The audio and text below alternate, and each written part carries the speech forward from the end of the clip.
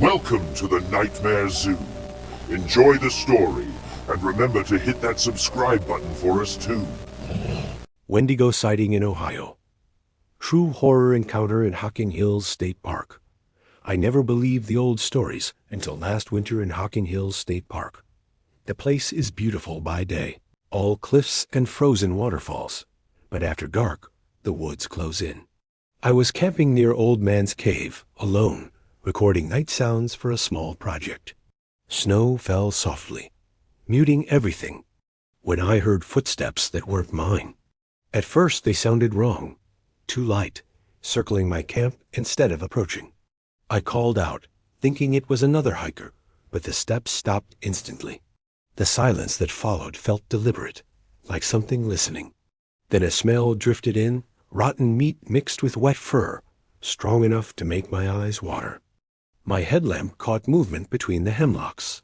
Something tall leaned from behind a tree, impossibly thin, its limbs bending at angles no human joints should. Its skin looked stretched and gray, pulled tight over bones, with patches missing like it had been chewing itself.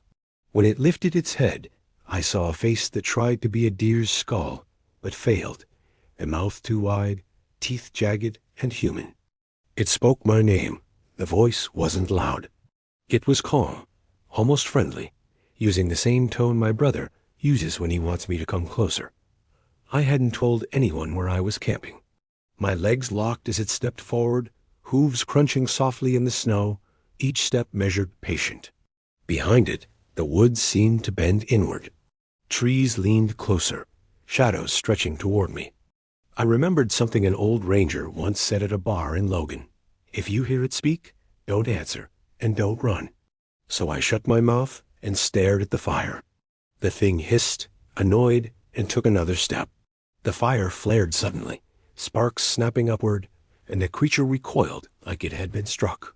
It let out a sound I can only describe as hunger mixed with rage, then melted backward into the trees, limbs folding the wrong way as it vanished. I didn't sleep that night. At dawn, I found tracks around my camp, deep, split impressions that started in the woods, circled me, and ended at the cliff's edge. There were no tracks leaving. The park was quiet again, but I know what watches those trails after dark. If you hike Hocking Hills in winter and hear your name carried on the wind, don't answer. It already knows you're there. I left Ohio shaken, knowing legends walk here, hungry, patient, and closer than anyone admits still.